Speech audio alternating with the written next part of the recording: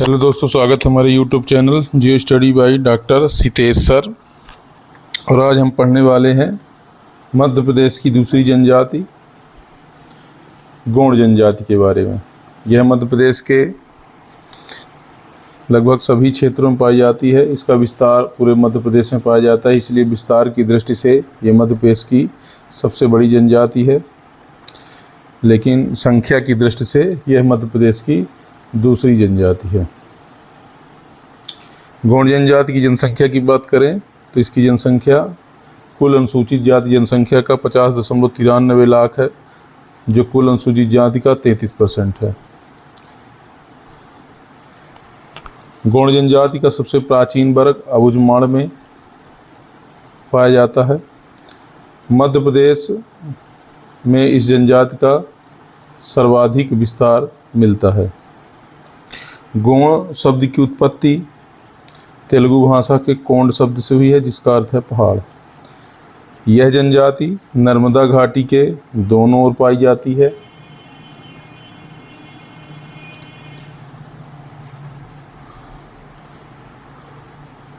इसकी पुरानी शाखा गोंड जनजाति की मुख्य रूप से छिंदवाड़ा में पाई जाती है।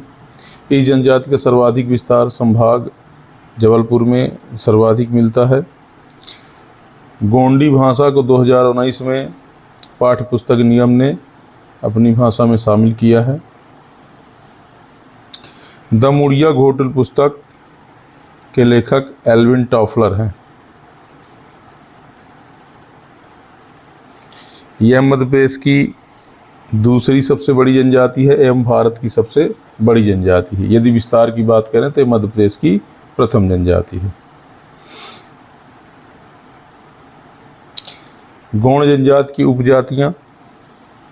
उपजातियों की बात करें तो गोंड जनजाति के लोग स्वयं को कोइतोर कहलाना पसंद करते हैं। राजगोंड ये भूस्वामी होते हैं। धुरगोंड सामान्य गोंड होते हैं। भारिया गोंड ये पिछले गोंड होते हैं। व्यवसाय के आधार पर गोंडों को भी कई वर्ग में बांटा जा सकता है। अगरिया, प्रधान गायक, गीत गायन का काम, ओझा, तांत्रिक, सुलहास, लकड़ी का काम, कोयला भूतिस, नगर में गाने वाले, अकोई पाल, गोपाल गोंड, बैगा गोंड जनजाति का पुजारी। पिछड़े गोंड जो बहुत पिछड़े हैं, भारिया और मुरिया गोंड।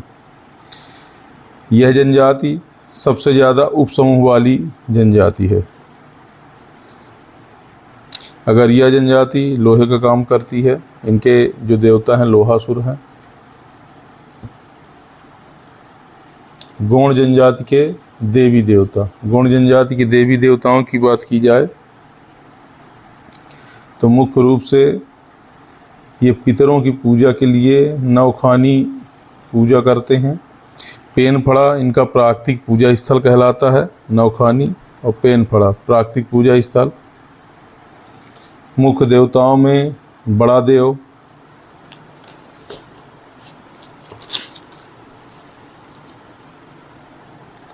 जिनका निवास पूर्व दिशा में होता है, और सफ़ेद घोड़ा इनकी पहचान। ठाकुर देव ये ग्राम देवता होते हैं जो वृक्ष के नीचे निवास करते हैं।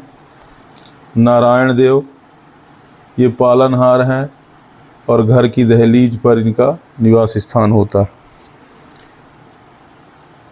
लोहासुर ये लोहासुर अगरिया जनजाति इनके आदि देवता कहलाते हैं। अगरिया जनजाति इनको बहुत मानती है। मुड़िया देव ये चरवाहों के देवता माने जाते हैं। बाघेश्वर देव ये जंगल के देवता हैं जो जंगली जानवरों से जीवों की सुरक्षा करते हैं। लिंगो देव ये सर्वशक्तिमान एवं उत्पत्ति के देवता माने जाते हैं। उत्पत्ति के देवता माने जाते हैं। खेरमाई देवी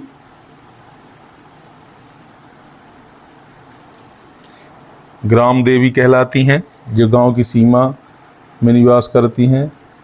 बंजारिन देवी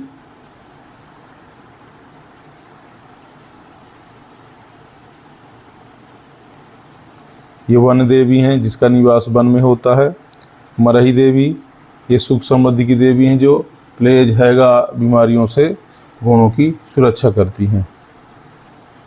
लिंग देव को खोया पूनम कहा जाता है।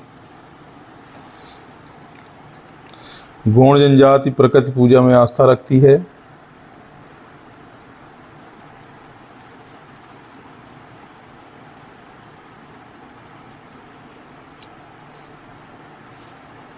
गौण जनजाति की सामाजिक व्यवस्था की बात करें तो गौण जनजाति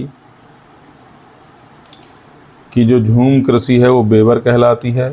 कृषि पद्धति को दिप्पा या पोंडू कहते हैं। गांव गोटिया कहलाता है। मुखिया माझी या भोई कहलाता है। पंचायत को मुकद्दम, पंचायत का वृद्ध सदस्य लिखाई कहलाता है। तांत्रिक क्रिया करने वाला बरुआ कहलाता है, गुनिया कहलाता है। महुआ को ये देवअन्न मानते हैं और मृत्युगूत को खाहुल पाटा। मूढ़त घर का अर्थ है रसोई घर। गोत्र को टोटम कहते हैं और पेन फड़ा ये प्राकृतिक पूजा स्थल होता है पूर्वजों का। गौण जनजाति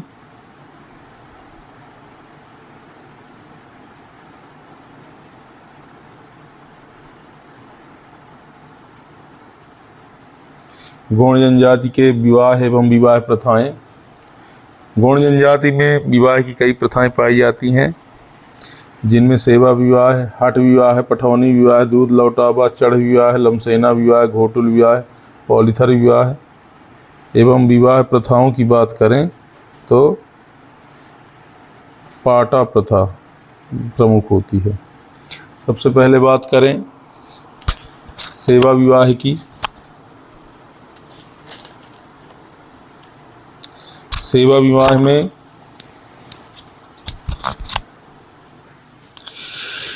सेवा विवाह की बात की जाए तो वधू धन न चुका पाने की स्थिति में लड़का लड़की के यहाँ 7 वर्ष तक घर जमाई के रूप में अर्थात लामा नाई के रूप में निवास करता है। हट विवाह में लड़के और लड़की की मर्जी से विवाह है। लड़की भाग कर लड़के के घर चली जाती है और विवाह संपन्न हो जाता है।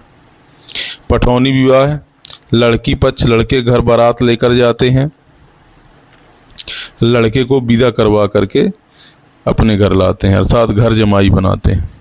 दूध लौटावा यह जनजाति की एक प्रमुख विशेषता है जिसमें यह मामा बुआ की लड़की से शादी करके वापस अपने दूध का लौटावा करते हैं अर्थात अपने मामा और बुआ की लड़की को शादी को ये शुभ मानते हैं। चढ़ विवाह विधवा स्त्री के जली जीव के आम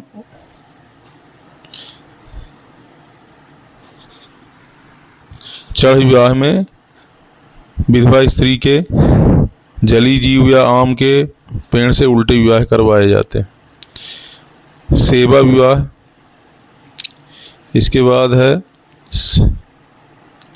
लमसेना विवाह को सेवा विवाह ही कहते हैं। घोटुल विवाह एक ऐसा विवाह है जिसमें शादी के पूर्व ही लड़के और लड़कियों को रहने की सहमति प्रदान की जाती है। लड़के को चेलिक और लड़कियों को मोटियारी कहा जाता है। पॉलीथर विवाह यह एक प्रकार का गौण जनजाति का अपहरण विवाह कहलाता है। विवाह प्रथा की बात की जाए तो पाटो प्रथा इसमें मुख्य रूप से होती है जिसमें विधवा स्त्री पंचों के सामने चूड़ियाँ तोड़कर एक प्रकार से संबंध विच्छेद कर लेती है। इस प्रकार से ये गौण जनजाति के विवाह प्रथाएं हैं।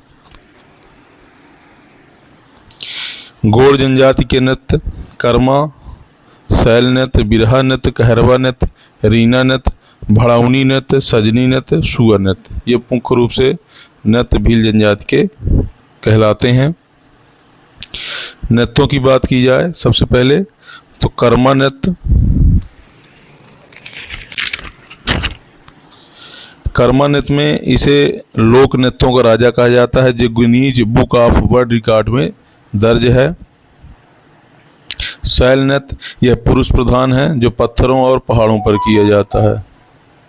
बिरहा नृत्य यह प्रेमी प्रेमिका के बिछड़ने का नृत्य कहलाता है। यह मुख्य रूप से बघेलखंड में फेमस है। भड़ौनी नृत्य मंडप में नृत्य करते हुए महिलाएं गालियां देती हैं, अर्थात प्रेम पूर्वक गालियां देना। कहरवा इसमें बारात वापसी के समय सभी लोग अवसर पर गीत गाती हैं। रीना नृत्य इसको गेंडी नृत्य भी कहते हैं। सुआ नृत्य धान की फसल पकने पर जो है तो नृत्य किया जाता है। सजनी नृत्य स्त्री प्रधान नृत्य है जिसमें समधी का हाथ पकड़कर गौड़ स्त्रियां नृत्य करती हैं। तो इस प्रकार से ये गौड़ जनजाति के प्रमुख नृत्य हैं। गौड़ जनजाति के लोकगीत। गौड़ जनजाति के लोकगीतों की बात करें तो मुख्य रूप से पंडवानी, नोह डोरा, जसगीत, गोंडवानी, दादरिया, रामायणी और सेतम गीत है। सबसे पहले पंडवानी की बात करें। पंडवानी गीत यह बहुत ही प्रसिद्ध गीत है जिसमें महाभारत की कथाओं को नए नक्श के द्वारा और तंबूरा बजाते हुए गायन किया जाता है। इस गीत का गायन मुख्य रूप से छत्तीसगढ़ की तीजन बाई करती थी, जो हाल ही में इनकी मृत्यु हो गई है। दूसरा है नोह डोरा। यह बारात जाते समय लड़के को सजाया जाता है और गीत को गौड़ स्त्रियां गाती हैं। जस गीत यह यश बढ़ाने हेतु बड़ा देव के लिए यह मुख्य रूप से गीत गौड़ों के द्वारा गाया जाता है। गोंडवानी ये युद्धों की कथा है जिसमें स्वांग गीत के माध्यम से इसका प्रेरक मंचन और गायन किया जाता है। दादरिया यह गीत मुख्य रूप से गौड़ लोगों के द्वारा गाया जाता है जिसमें वीर रस से भरी कविताएं होती हैं और बाराती इसको गाते हैं शादी के समय। रामायणी इसमें लक्ष्मण जी का विशेष महत्व होता है। सेतम गीत ये प्रेम गीत है जो व्यंग स्वरूप गौड़ों के द्वारा गाया जाता है। तो इस प्रकार से ये गौड़ों के प्रमुख लोकगीत हैं।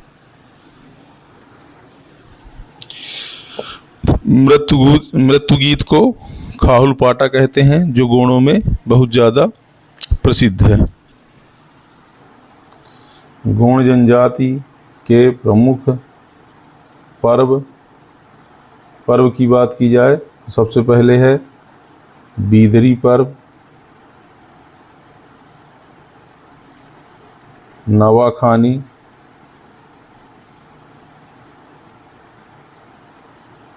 मड़ई, मेघनाथ और लारूकाज।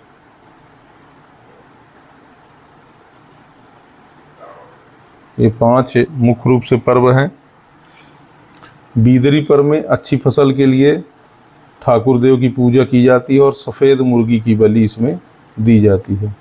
नवाखानी इसमें अपनी प्रमुख फसलों को पितृपुरुषों को चढ़ाया जाता है सबसे पहले, फिर इसके बाद गौड़ जनजाति के द्वारा सेवन किया जाता है। मड़ई यह गौड़ का सबसे बड़ा मेला है जो दीपावली के 15 दिन मंडला डिंडौरी में मुख्य रूप से लगता है। मेघनाथ पर्व यह फागुन माह में होता है। लारूकाज यह पर्व सुअर की बलि के लिए प्रसिद्ध है। सुअर बलि इसमें सुअर को एक गड्ढे में डाल करके उसके ऊपर गर्म पानी डालते हैं और जितना वो सुअर चिल्लाता है उतना ही वो लोग डांस नृत्य करते हैं और उत्सव मनाते हैं। तो इस प्रकार लारूकाज एक प्रकार से सुअर की बलि दी जाती है। एक और है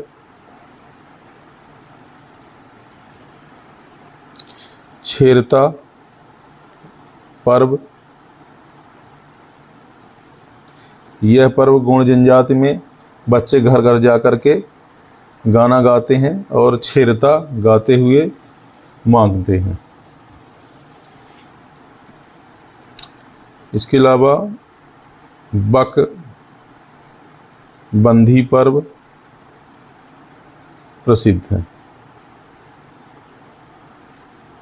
तो इस प्रकार से आज हमने गोंड जनजाति के बारे में जाना और उनके मुख्य तथ्यों के बारे में हमने इस वीडियो में पढ़ा। अगर वीडियो पसंद आई तो लाइक, शेयर और कमेंट करें और सब्सक्राइब करें। धन्यवाद।